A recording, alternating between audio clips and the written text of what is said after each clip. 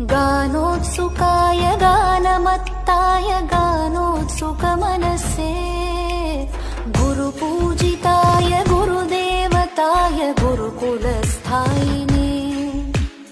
गुरुविक्रमाय गुह्यप्रवराय गुरवे गुणगुरवे गुरुदैत्यगलक्षेत्रे गुरुधर्मसदाराध्याय गुरुपुत्रपरित्रात्रे गुरुपाखपाखण्डकाय